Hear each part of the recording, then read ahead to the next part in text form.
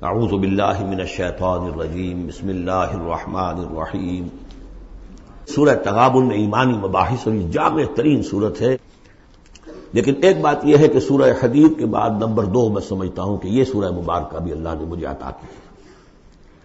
اس کے اسرار و رموز، اس کا نظم اس قدر واضح اللہ کے فضل و کرم سے ہے، آپ بھی نوٹ کر لیجیے، اس میں صرف اشارات ہو سکتے ہیں۔ 2 رکوع ہیں، 10 آیتیں اور 8 آیتیں۔ پہلے رکوع کی 10 آیتوں میں 7 آیتوں میں نریشن ہے ایمان کی، ایمان یہ ہے یہ ہے یہ ہے یہ ہے، اور 3 آیتوں میں بڑی زوردار دعوت ہے، پس لاؤ ایمان، مانو ان باتوں کو۔ دوسرے رکوع کی 8 آیتوں میں سے پہلے 3 میں ایمان کے ثمرات بیان ہوئے، پہلے 5 میں ایمان حقیقی اگر ہے تو اس کا یہ ثمرہ ہے، یہ ثمرہ ہے، یہ ثمرہ ہے۔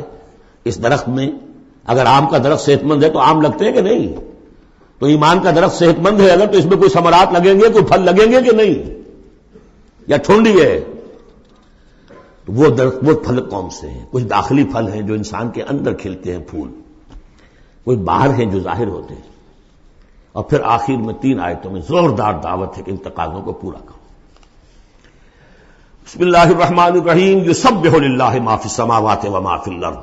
یہ تیسری مرتبہ یسبح آ گیا، ایک مرتبہ سورہ جمعہ میں، ایک مرتبہ سورہ حشر میں آ چکا تھا۔ یسبح لہ ما فی السماوات والارض، وما فی کے تکرار کے بغیر دوسری مرتبہ سورہ جمعہ کے شروع میں، تیسری مرتبہ اطلاق۔ لہ الملک و لہ الحمد، اب یہ ساری چیزیں آ چکی ہیں سورہ حدید کے اندر۔ بادشاہی بھی اسی کی ہے، حمد بھی اسی کے لیے۔ وہو علی کل شیء قدیر، وہ ہر چیز پر قادر ہے۔ هو الذی خلقکم، اسی نے تمہیں بنایا ہے نا۔ فمنکم کافر ومنکم مومن، تو کتنی عجیب بات ہے کہ تم میں سے کوئی مومن ہے کوئی کافر ہے۔ بنانے والا تو سب کا ایک ہے، سب کو مومن ہونا چاہیے، سب کو اس کا شکر گزار ہونا چاہیے، سب کو اس کے سامنے جھکنا چاہیے، لیکن واقعہ یہی ہے۔ هو الذی خلقکم، اس نے بنایا تم سب کو۔ فمنکم کافر ومنکم مومن واللہ بما تعملون بصیر، اور جو کچھ تم کر رہے ہو اللہ دیکھ رہا ہے۔ اس میں بڑا ایک یوں سمجھیے کہ بڑی دھمکی ہے، اللہ دیکھ رہا ہے، یعنی یہ کہ جو بھی اس کی مخلوق میں سے اس کا کفر کرے پھر اس کے ساتھ وہ نمٹے گا اس سے۔ واللہ بما تعملون بصیر، ہم تمہیں دیکھ رہے ہیں، تمہاری حرکتیں ہماری نگاہ میں ہیں۔ کیا مطلب ہوتا ہے اس کا؟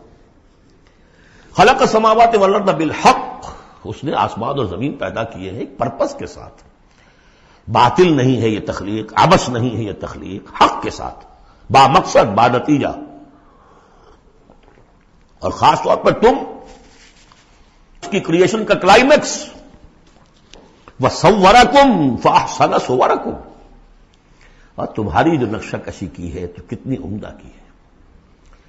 انسان کا جسم، اس کا اریکٹ پوسچر، پھر کس طریقے سے جو اس میں جنسیں بنائی گئی ہیں، کس قدر کامل ہم آہنگی ہوتی ہے، پھر چہرے پہ جو نقش و نگار ہے، ایک ایک چیز پر غور کرو۔ فَصَوَّرَكُمْ وَأَحْسَنَ صُوَرَكُمْ، بہترین صورت بنائی تمہاری۔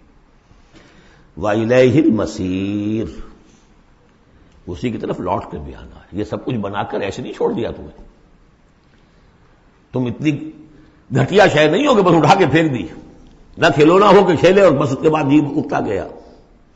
یہ ایک سیریس کریشن ہے، پرپسفل ہے، نتیجہ نکلے گا۔ اب دیکھیے ایک آیت میں جمع کیا ہے وہ تمام جو ایمانیات، ایمان بالعلم، علم خداوندی کا جو ایمان ہمارا ہونا چاہیے، آپ کو کئی کئی آیتوں میں ملے گا قرآن میں بہت سے مقامات پر۔ یہاں ایک میں 3 ڈائمنشنز دی ہیں۔ یعلم ما فی السماوات والارض، ایک ڈائمنشن، وہ جانتا ہے جو کچھ آسمان میں ہے جو کچھ زمین میں ہے۔ کیا باقی رہ گیا؟ لیکن سیکنڈ ڈائمنشن، وَيَعْلَمُ مَا تُسِرُّونَ وَمَا تُعْلِنُونَ، وہ بھی جانتا ہے جو تم چھپاتے ہو اور وہ بھی جانتا ہے جو تم ظاہر کرتے ہو۔ تیسری ڈائمنشن اور آئی، وَاللَّهُ عَلِيمٌ بِذَاتِ الصُّدُورِ، سینوں کے اندر جو کچھ ہے وہ پنہاں ہے، وہ بھی اللہ جانتا ہے۔ میں کافی عرصے تک متردد رہا کہ یہ تو پھر تکرار ہو گئی، جو کچھ ہم چھپاتے ہیں وہی ہمارے سینے میں ہے نا، اور تکرار محض کلام کا عیب ہے۔ یقیناً یہاں کوئی اور بات ہونی چاہیے۔ تو جب انکشاف ہوا کہ اس سے مطلب ہے even your sub conscious mind which even you don't know yourself, What is lurking in the subconscious mind. تمہارے تحت الشعور کے اندر جو طوفان اٹھتے رہتے ہیں اللہ تو اس سے بھی واقف ہے. He knows you through and through. وہ تمہارے جین سے واقف ہے. هو عالم بكم اذ انتم اجنة في بطون امهاتكم، اپنی ماؤں کے پیٹ میں جنین کی شکل میں تھے، اللہ تب بھی جانتا تھا تمہیں. تو وہ تو تمہارے سب کانشیس مائنڈ، تم نہیں بات جانتے رہے، تمہیں نہیں معلوم. تم بسا اوقات دھوکہ کھا جاتے ہو. تمہارا تحت الشعور جو ہے وہ تمہیں دھوکہ دیتا ہے، لیکن اللہ اس سے بھی واقف ہے. الم یاتکم نبأ، اب 4 آیتیں ہو گئی ایمان باللہ پر، اگرچہ اسی میں مضمر ہے ایمان بالآخرہ بھی، معاد بھی. 2 آیتیں ایمان باللہ پر. الم یاتکم نبأ الذین کفروا من قبل، کیا تمہارے پاس خبریں آ نہیں چکی ہیں ان لوگوں کی جنہوں نے کفر کیا تھا پہلے؟ قوم نوح، قوم ہود، قوم صالح، پورا مکی قرآن پڑھ چکے ہو نا. اب تو ہم نزول کے اعتبار سے بھی بات کہہ سکتے ہیں اور آپ اپنے اس دورہ قرآن کے اعتبار سے بھی بات کہہ سکتے ہیں، سارا مکی قرآن پڑھ ہی لیا تقریباً. الم یاتکم نبأ الذین کفروا من قبل، کیا آ نہیں چکی تمہارے پاس خبریں ان کی جنہوں نے کفر کیا تھا پہلے؟ اب اس کا تجزیہ کیا ہے. فذاقوا وبال امرہم، انہوں نے اپنے معاملے کی سزا چکھ لی، دنیا میں ہلاک کر دی گئی. وَلَهُمْ عَذَابٌ علیم، اور ابھی ان کے لیے عذاب علیم منتظر بھی ہے. ابھی تو عالم برزخ میں ہے نا، عذاب علیم جو آخرت کا ہے وہ تو ابھی منتظر ہے. اعد اللہ لہم عذابا علیما، تیار کر کے رکھا ہوا ہے. تجزیہ اگلی آیت میں، ذالک بأنہ کانت تأتیہم رسلہم بالبینات، یہ اس لیے ہوا کہ ان کے پاس ان کے رسول آتے رہے واضح نشانیاں لے کر، واضح نشانیاں، واضح معجزے بھی اللہ نے جس کو دیے.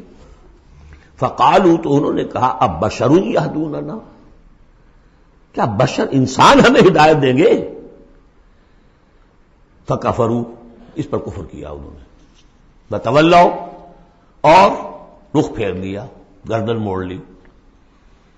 واستغنى اللہ، اللہ بھی غنی ہے، اللہ تو غنی ہے ہی ہے. واللہ غنی حمید، اللہ غنی ہے، حمید ہے. اللہ نے بھی کہا دفع ہو جاؤ، جدھر جانا جاؤ. اب یہاں آیا بہت باریک نکتہ، شاید آپ کو بھی وہ برا لگے، اچھا نہ لگے. دیکھیے، ایک ہی بیماری ہوتی ہے، وہ کبھی کسی شکل میں ظہور کرتی ہے، کبھی کسی شکل میں ظہور کرتی ہے. وہی کینسر ہے، اس کی کسی جگہ کا جا کر کوئی سیکنڈری بنے گی تو اس کی کچھ اور شکل ہو جائے گی، کسی اور ٹشو میں کسی اور جگہ جائے گی تو اور شکل ہو جائے گی. بیماری یہی ہے کہ جب رسول آتے تھے تو لوگوں نے کہا یہ تو بشر ہیں، رسول کیسے ہو سکتے ہیں؟ سمجھ میں آ رہا ہے نا؟ یہی بیماری آئی بعد میں، جس کو رسول مان لیا، یہ بشر کیسے ہو سکتے ہیں؟ کوئی فرق ہے اس میں؟ وہاں بشر سامنے تھا، ہاتھ پاؤں والا، اس کا بیٹا ہے، اس کا پوتا ہے، اس کا پڑپوتا، ہم جانتے ہیں اس کو کون ہے، یہ وہی تو ہے نا. بشر سامنے تھا. بشریت کی بنا پر رسالت کا انکار، نبی کیسے ہو سکتا؟ اور جس نے نبی مان لیا خدا بناؤ، یا تو اس کو خدا کا بیٹا تو بناؤ کم سے کم، اور نہیں تو کم سے کم بشریت سے تو نکالو اس کو. ایک ہی مرض ہے، ایک ہی مرض ہے. آخر یہی کوئی تو وجہ ہے نا. قرآن کتنی دفعہ کہلواتا ہے، قل انما انا بشر مثلکم یوحی الی انما الہکم الہ واحد. آخری آیت ہے سورہ کہف کی. اے نبی کہیے، ڈنکے کی چوٹ کہیے کہ میں ایک بشر ہوں تمہاری طرح کا. ہاں وہی ہوئی ہے مجھ پر کہ تمہارا الہ تو ایک ہی ہے، اور وہ الہ اللہ ہے. فمن کان یرجو لقاء ربہ فلیعمل عملا صالحا ولا یشرک بعبادۃ ربہ احدا. البتہ ایک دوسری انتہا بھی ہمارے ہاں ہے. کچھ لوگوں نے اس نقطے کو ایمفیسائز کرنے کے لیے، جیسے ہم بھی کبھی کسی بات پر زور دینے میں کبھی کوئی لفظ ذرا مناسب سے ہٹ کر غیر مناسب لفظ ہم استعمال کر بیٹھتے ہیں. ہمارے بزرگوں سے بھی ہوا، کسی نے کہا بڑے بھائی بنا دیا، کسی نے کوئی اور مثال دے دی. ایسی بات بھی نہیں ہے. نبی کے بعض خصائص ایسے بھی ہیں کہ جو واقعتاً عام بشر کے نہیں ہیں. یہ حدیث بھی تو محمد رسول اللہ کی صلی اللہ علیہ وسلم، کہ جب آپ سے یہ شکایت کی لوگوں نے، حضور آپ 100 میں وصال رکھتے ہیں، ہمیں نہیں رکھنے دیتے، ہمیں منع کرتے ہیں. آپ 100 میں وصال یہ ہے کہ آج روزہ رکھا اور اس کو آج شام کو افطار نہیں کیا، پھر رات چل رہا ہے وہ روزہ، اگلا دن بھی، تو 2 دن کا صوم وصال ہو گیا، اگلی روز شام کو جا کے کھولا، یہ صوم وصال ہے۔ پھر 3 دن کا، 4 دن کا آپ تو رکھتے ہیں، ہمیں اجازت نہیں دیتے۔ فرمایا ایکم مثلی، تم میں سے کون مجھ جیسا ہے؟ ابھی تو عند ربی، میں اپنے رب کے پاس رات گزارتا ہوں، وہ یطعمنی ویسقین، وہ مجھے کھلاتا پلاتا ہے۔ تو بعض پہلو ہے، نبی اپنی پشت سے بھی دیکھتا تھا صلی اللہ علیہ وسلم، ہم تو نہیں دیکھتے، تو خصائص ہیں۔ پھر نبی کو ساری سیر کرا دی گئی، آسمانوں کی، زمین کی، کہاں لے گئے؟ عند سدرۃ المنتہی، عندہا جنت المأوی، اذ یغشی السدرۃ ما یغشی، ما زاغ البصر وما طغی۔ تو یہ معاملہ بھی نہیں، لیکن بنیادی طور پر وہ انسان ہے، انسانی عواطف و میلانات بھی تھے، چوٹ لگتی تھی تو درد ہوتا تھا، زخم کا وار لگا ہے تو اس پہ سے خون کا فوارہ چھوٹا ہی چھوٹا ہے، بچہ فوت ہو رہا ہے تو آنکھوں میں آنسو آئے ہی آئے ہیں، کبھی بددعا بھی نکل گئی ہے، کیف یہدی اللہ قوما خضبوا وجہ نبیہم بالدم، سب پڑھ چکے ہیں ہم یہ پورا قرآن مجید میں۔ لیکن یہ ہے کہ رسالت کا انکار بربنائے بشریت اور بشریت کا انکار بربنائے رسالت، یہ دونوں چیزیں غلط ہیں، اور یہ ہم بدل ہیں۔ ذالک بأنہ کانت تأتیہم رسلہم بالبینات فقالوا ابشر یہدوننا فکفروا وتولوا واستغنی اللہ واللہ غنی حمید۔ اب ایک آیت میں آ رہی ہے ایمان بالآخرہ، زعم الذین کفروا، ذرا اس کے زور کا اندازہ کیجیے گا، میں اپنا سا زور لگاتا ہوں، اپنی آواز کے ذریعے سے اس ایمفیسس کو واضح کرتا ہوں۔ زعم الذین کفروا ان لن یبعثوا، زوم ہو گیا ہے انہیں، غلط خیال ہو گیا ہے کہ وہ اٹھائے نہیں جائیں گے۔ قل، اب ذرا نوٹ کیجئے، بلا وربی لتبعثن ثم لتنبؤن بما عملتم، کہہ دو اے نبی کیوں نہیں، اور مجھے میرے رب کی قسم ہے۔ کون کھا رہا ہے قسم؟ محمد رسول اللہ صلی اللہ علیہ وسلم۔ لتبعثن، تم لازماً اٹھائے جاؤ گے، ثم لتنبؤن بما عملتم۔ یہ اس پر جو خطبہ تھا حضور کا، پہلا خطبہ جو آپ نے دیا ہے بنو ہاشم کو دعوت میں، وہ میرے کتابچے میں موجود ہے، دعوت اللہ اردو میں اور کال ٹو اللہ انگریزی میں، اس کا متن موجود ہے، وہ ہے کہ اس کی شرح ہے۔ واللہ لتموتن کما تنامون ثم لتبعثن کما تستيقظون ثم لتجزون بالاحسان واحسانا، واللہ لتموتن کما تنامون، خدا کی قسم تم سب مر جاؤ گے جیسے روزانہ رات کو سو جاتے ہو، ثم لتبعثن کما تستيقظون، جیسے روزانہ صبح کو بیدار ہو جاتے ہو ایسے اٹھا لیے جاؤ گے قیامت کے دن، ثم لتحسبن بما تعملون، پھر تمہارا حساب کتاب لیا جائے گا جو تم نے عمل کیا ہے، ثم لتجزون بالاحسان احسانا وبالسوء سوءا، پھر بدلہ ملے گا بھلائی کا بدلہ، برائی کا بدلہ، وانھا لجنۃ ابدا ولنار ابدا۔ قل بلا وربی لتبعثن ثم لتنبؤن بما عملتم وذلک علی اللہ یسیر، اور یہ اللہ پر بہت آسان ہے۔ 7 آیتیں پوری ہو گئیں، 4 ذات و صفات، 2 رسالت، 1 آخرت۔ اب سنیے، فآمنوا باللہ، یہ فا بہت اہم ہے یہاں پر، بس ایمان لاؤ اللہ پر اور اس کے رسول پر، والنور الذی انزلنا، اس نور پر جو ہم نے نازل فرمایا، واللہ بما تعملون خبیر، جو کچھ تم کر رہے ہو اللہ اس سے باخبر ہے۔ اب یہاں دیکھیے ریورس ہو جائے گا آرڈر، ریشو پروپورشن۔ اب یہاں ایک آیت میں اللہ اور اس کے رسول کا ذکر آ گیا، اور اس میں بھی واللہ بما تعملون خبیر کے اندر آخرت کا ذکر ہے، اللہ باخبر ہے، تو اللہ کے پاس یہ ساری خبریں اس نے رکھی ہوئی ہیں، کوئی ریسرچ، کوئی تھیسس لکھنا ہے اس کو تمہیں سزا دینے کے لیے۔ لیکن اب 2 آیتیں آ رہی ہیں شاندار آخرت کے لیے، یوم یجمعکم لیوم الجمع ذالک یوم التغابن، جس دن کہ وہ جمع کرے گا تمہیں، اس جمع ہونے والے دن وہ ہے ہار اور جیت کے فیصلے کا دن۔ جو اس روز جیتا وہ جیت گیا، جو اس روز ہارا وہ ہار گیا۔ یہ دنیا کی ہار اور جیت کیا ہے؟ کچھ بھی نہیں۔ ایک ڈرامے کے اندر کوئی جیت گیا کوئی ہار گیا، نہ وہ جیت ہے اور نہ یہ ہار ہے۔ اصل جیتا وہ جو وہاں جیتا، اصل ہارا وہ جو وہاں ہارا۔ ذالک یوم التغابن، وہ ہے ہار اور جیت کے فیصلے کا دن۔ ومن یؤمن باللہ، جیت کس کی ہوگی؟ جو ایمان لائے اللہ پر، ویعمل صالحا، اور عمل کرے اچھے۔ اس کی تفصیل کچھ آگے آ جائے گی کیا کیا عمل کرنے ہیں۔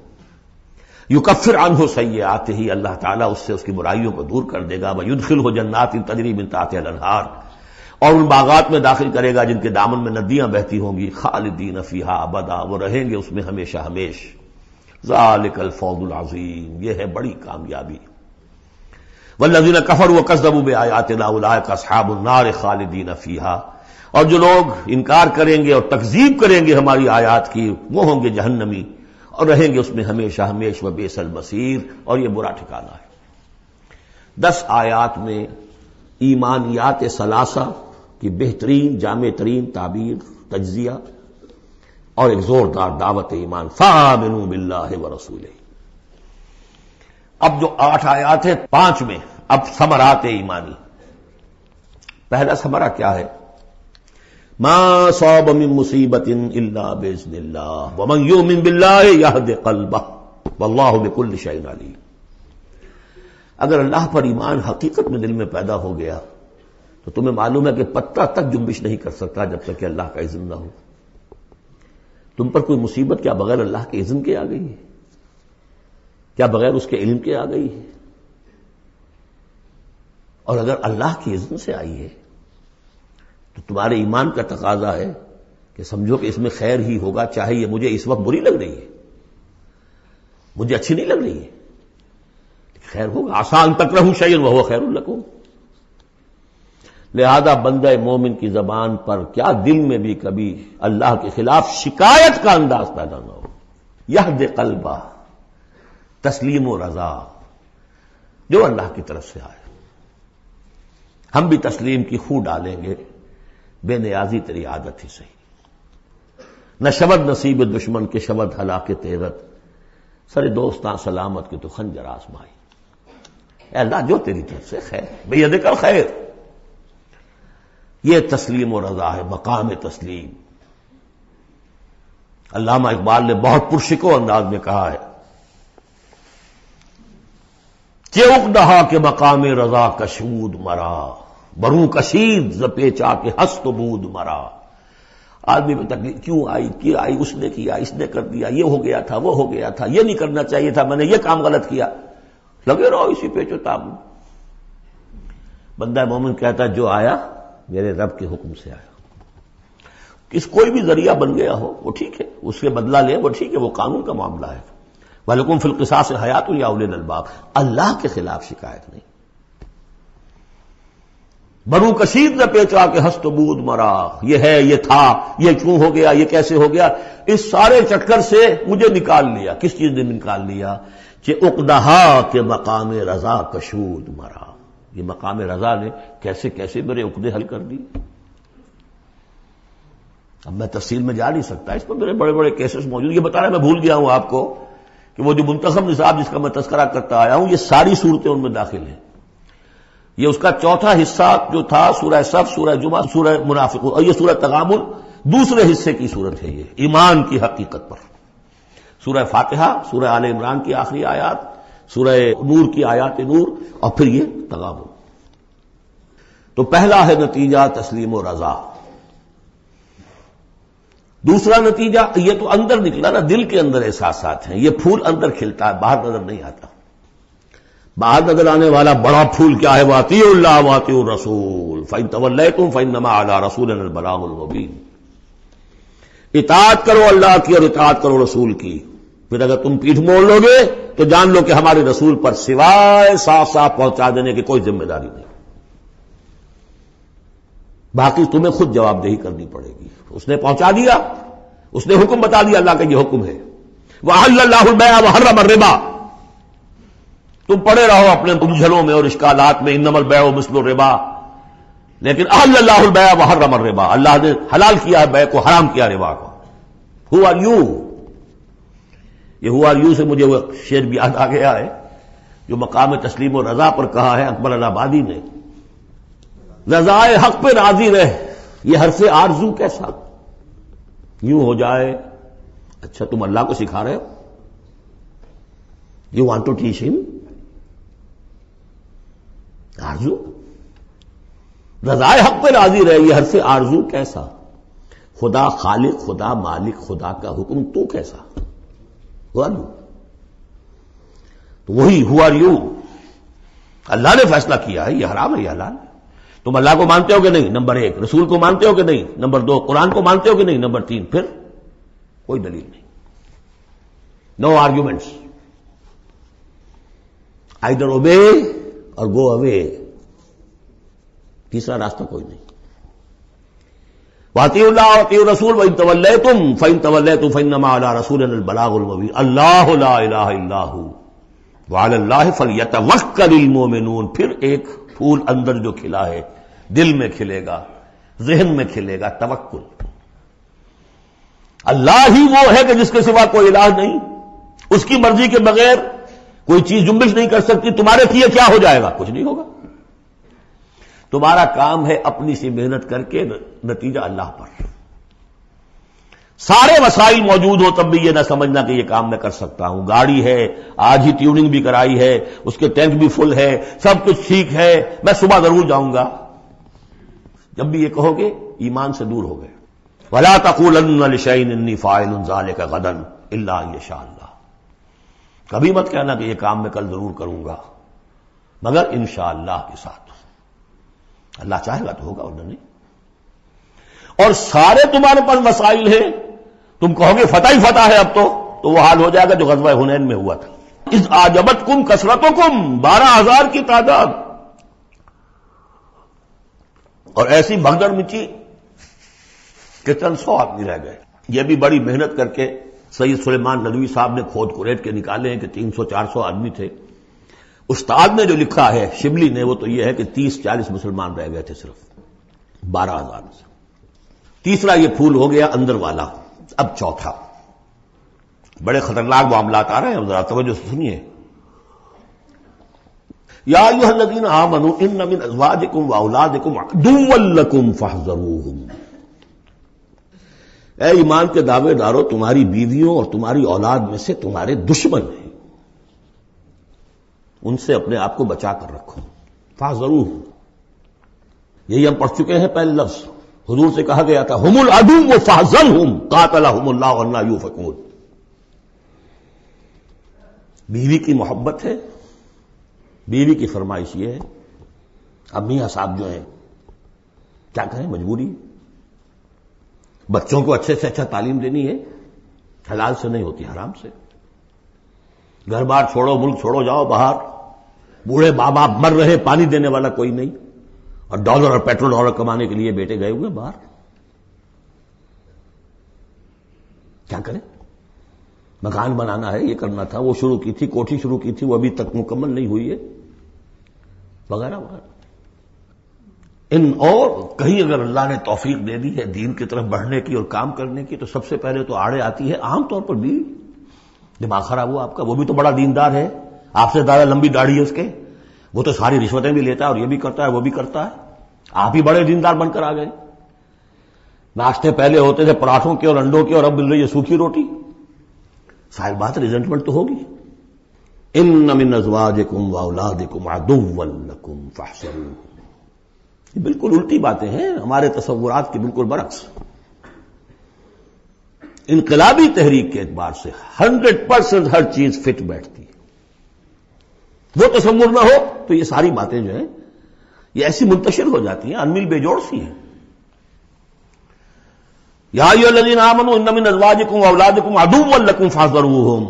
لیکن اس کے ساتھ ہی دیکھیے بیلنس کیا ہے. یہ میرے نزدیک قرآن مجید کے اعجاز کا ایک بہت اہم مقام ہے، جہاں ایک طرف یہ بتا دیا چوکس رہو، چوکن رہو، سانپ کی طرح ہوشیار رہو، بیوی اور اولاد کی محبت تم سے کوئی غلط کام نہ کرا لے.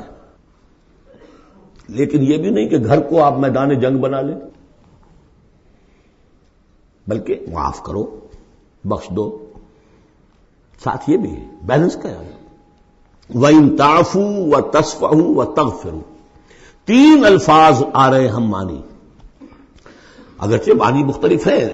عفو کہتے ہیں کسی کو ڈھیل دینا. داڑھی کے لیے بھی آیا ہے حدیث میں اعف اللحا، داڑھیاں چھوڑو، داڑھیوں کو بڑھاؤ. عفو کے معنی ایک تو پکڑ لیا فوراً نہیں، چھوڑو، ڈھیل دو. تصفحو، کبھی کبھی ایسا بھی ہو کہ کوئی غلطی ان کی دیکھی اور ذرا دیکھی اندیکھی کر دی، چہرہ اپنا پھیر لیا، اسے پتہ ہی نہ چلے کہ دیکھا ہے، ابا جان نے دیکھا ہے یا شوہر نے دیکھا ہے. کیونکہ ہر بات پر پکڑیں گے اگر آپ تو ضد بھی پیدا ہو جائے گی، کسی وقت جو ہے ایک نیگیٹو سائیکالوجی ڈیولپ ہو جائے گی. تغفروا بخش دینا، یعنی جیسے کہ مغفر جو ہے سر کو ڈھانپ لیتا ہے، ڈھانپ دینا ان کی غلطی کو. وَإِن تَعْفُوا وَتَصْفَحُوا وَتَغْفِرُوا فَإِنَّ اللَّهَ غَفُورٌ رَحِيمٌ. تو اللہ بھی تو غفور اور رحیم ہے نا. تم چاہتے ہو کہ نہیں؟ جیسے سورہ نور میں آیا تھا کہ اے ابو بکر تم نے اپنے اس بھانجے یا اپنے عزیز مستح کا جو ہے جو مدد کرتے تھے روک دیا ہے. کیا تم نہیں چاہتے کہ اللہ تمہیں معاف کرے؟ اگر تم چاہتے ہو اللہ تمہیں معاف کرے تم بھی اس کو معاف کرو.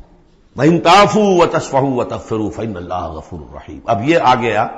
دیکھیے پہلے ایک انڈیویجول، ایک مرد مومن، اس کی زندگی میں دو پھول اندر کھلے. ایک باہر والا پھول جو ہے وہ گوبھی کا پھول ہے بہت بڑا، اندر والا ہے تسلیم و رضا توکل، اور باہر والا جو ہے اطیعوا اللہ واطیعوا الرسول. وہ تو ظاہر بات ہے کہ پورے دین کے اوپر جو ہے وہ محیط ہو گیا جو بھی حکم ہے. لیکن اب اس کے بعد ایک فرد کے گرد سب سے پہلا حلقہ کیا ہے؟ اس کی اولاد، اس کا گھر. ان من ازواجکم واولادکم عدو لکم. یہ تمہارا ایٹیچیوڈ ہونا چاہیے اپنے گھر میں. ایک طرف تو وہ جو طبعی محبتیں اللہ نے ڈالی ہوئی ہیں کہیں وہ تم سے تمہاری منزل کھوٹی نہ کرا دیں، کہیں دین کے راستے پر بڑھنے سے رکاوٹ نہ بن جائے. ہوشیار ہو، فاحذروہم، ان سے بچو. لیکن ساتھ ہی ہے کہ گھر کی فضا کے اندر عفو درگزر. دوسرا انما اموالکم واولادکم فتنہ. جان لو تمہارے مال اور تمہاری اولاد تمہارے لیے فتنہ ہے، اسی پر تو ہم آزما رہے ہیں تمہیں. زین للناس حب الشہوات من النساء والبنین والقناطیر المقنطرۃ من الذهب والفضة والخیل المسومۃ والانعام والحرث. یاد ہے کہ نہیں سورہ آل عمران کی آیت؟ اللہ نے یہ محبتیں ڈالی ہیں، کبھی تو امتحان ہے، آزمائش ہے. یہ محبتیں ہی نہ ہو تو سب کے سبھی اللہ کے بندے بن جائیں. دیکھنا تو یہی ہے کہ تم کس کس چیز کو، کس کس ریزسٹنس کو، کس کس ہرڈل کو عبور کر کے آ سکتے ہو ہمارے پاس. انہی پتھروں پہ ہو کر اگر آ سکو تو آؤ. میرے گھر کے راستے میں کوئی کہکشاں نہیں ہے. جنت جو ہے وہ بہت ناپسندیدہ چیزوں سے گھیر دی گئی ہے. تو یہ اموال اولاد یہ تمہارے لیے فتنہ ہے. جانچے جا رہے. اولاد کو کیا بنانے کی فکر کی تھی تم نے؟ بندہ مومن بنانے کی فکر کی تھی یا ایک پیسہ کمانے والی مشین بنانے کی فکر کی تھی؟ اور اچھی طرح جان لیجئے کسی شخص کے دل میں ایمان کتنا ہے اس کا اصل انڈیکس وہ یہ ہے کہ وہ اپنی اولاد کو کیا بنا رہا ہے. اس نے خود کتنا ہی بہروپ جو ہے وہ بنا بیٹھا ہو، بہت بڑا عالم دین اور مسند نشین اور بہت بڑا صوفی اور بہت بڑا مرشد، لیکن یہ دیکھیے اس نے اپنی اولاد کو کیا بنانے کی کوشش کی ہے. اس کا اصل جو باطن ہے وہ وہاں نظر آئے گا. ویلیوز جو اس کے اندر ہیں وہ وہاں نظر آئیں گے. اب آئی تیسری بات، انما اموالکم واولادکم فتنہ واللہ عندہ اجر عظیم. اللہ ہی کے پاس اجر عظیم ہے. اولاد سے بھی تم یہ نہ سمجھنا کہ تمہارے بڑھاپے کا سہارا بن جائے گا، یہ بھی کچھ پتہ نہیں. کیا پتہ یہی اولاد بڑھاپے میں ٹھوکریں بھی مارے. ٹھوکریں اگر پاؤں سے نہیں ماریں گے زبان سے ماریں گے. سینہ تان کر کھڑے ہو کر کہیں گے، باتیں کریں گے، ابا جان کیا آپ باتیں کرتے ہیں، دقیہ دوسری باتیں آپ کرتے ہیں، زمانہ بدل گیا، آپ کو کیا معلوم. لیکن اب آ رہا خلاصہ، فاتقوا اللہ ما استطعتم واسمعوا واطیعوا وانفقوا خیرا لانفسکم. اللہ کا تقوی اختیار حد امکان تک، اور سنو اور اطاعت کرو، سنو اور اطاعت کرو. اطیعوا الرسول تو پہلے آ چکا تھا، یہاں یہ کیوں کہا گیا سوچا کبھی آپ نے؟ اس لیے کہ رسول کی اطاعت، رسول کے زمانے میں رسول نے امیر جس کو مقرر کیا اس کی اطاعت بھی ٹھیک ہے نہیں. من اطاعنی فقد اطاع اللہ ومن عصانی فقد عصى اللہ ومن اطاع امیری فقد اطاعنی ومن عصى امیری فقد عصانی. غزوہ احد میں اصل جو معصیت ہوئی تھی، نافرمانی ہوئی تھی، وہ کمانڈر کی ہوئی تھی، جہاں سے کہ تیر انداز ان کے حکم کے باوجود، روکنے کے باوجود چلے گئے تھے. کیسے سزا دی اللہ نے. پھر حضور کے زمانے میں تو حضور تھے، آئندہ کون ہوں گے؟ کوئی اللہ کا بندہ ہوگا جو پھر کھڑا ہو. من انصاری اللہ، جو دین کا ہی کام کرنے کے لیے داعی کھڑے ہوئے ہیں، دعوتیں ہیں. حسن بننا شہید کھڑے ہوئے، مولانا مودودی کھڑے ہوئے، مولانا الیاس صاحب کھڑے ہوئے، پچھلی صدیوں میں سید احمد بریلوی کھڑے ہوئے. لوگ کھڑے ہوتے رہیں گے. من انصاری اللہ، کون ہے جو میرے ساتھ ہاتھ بٹائے؟ اب آپ دیکھیے اس زمانے میں کون ہے. قبول کیجئے، فاسمعوا واطیعوا، پھر اس کا حکم سنیے اور مانیے. ڈسپلن پارٹی، ورنہ کیا ہوگا؟ کچھ بھی نہیں. عید آزاداں شکوہ ملک و دین اور عید محکومہ ہجوم مومنین، یہ 30 لاکھ کا ہجوم مومنین ہے جو حج میں ہوتا ہے۔ اگر یہ جماعت ایک ہوتی کسی ایک امیر کے نیچے 30 لاکھ کی، ایک امیر، عظیم الشان انقلاب۔ وانفقوا، اور خرچ کرو، خیر لانفسکم، یہی تمہارے لیے خود اپنے لیے بہتر ہے، لگا دو جو بھی کچھ دیا ہے۔ وہی دیکھیے جہاں پہ سورہ حدید، آمنوا باللہ ورسولہ وانفقوا مما جعلکم مستخلفین فیہ فالذین آمنوا منکم وانفقوا لهم اجر کبیر ومن یوق شح نفسہ فاولئک هم المفلحون، اور جو اپنی جی کے لالچ سے بچا لیے گئے، بخل سے نجات پا گئے، وہی ہیں کہ جو اصل میں فلاح، آخری فلاح کو پہنچیں گے۔ ان تقرضوا اللہ قرضا حسنا، اگر تم اللہ کو قرض حسن دو، یضاعف لکم، وہ تو اس کو تمہارے لیے دگنا کرے گا، چوگنا کرے گا، 700 گنا کرے گا، فیغفر لکم، اور تمہیں بخش دے گا۔ واللہ شکور حلیم، اللہ شکور بھی ہے، حلیم بھی ہے۔ شکور اتنا ہے کہ تم جو بھی کچھ کرتے ہو قدر کرتا ہے کہ میرے بندے نے یہ کیا میرے لیے، اور حلیم اتنا ہے کہ تم نہیں بھی دیتے تو فوراً تمہاری گردن نہیں ناپتا، حلیم التبع ہے۔ عالم الغیب والشہادہ، وہ جاننے والا ہے کھلے اور چھپے کا، تمہارے سامنے جو کچھ ہے وہ بھی اور جو تم سے غائب ہے اس کا بھی۔ العزیز الحکیم، یہ وہ صورت تھی جس کے شروع میں العزیز الحکیم نہیں آیا تھا، یہاں اختتام پر آ گیا، وہ العزیز ہے الحکیم۔ بارک اللہ لی ولکم فی القرآن العظیم ونفعنی وإیاکم بالآیات والذکر الحکیم۔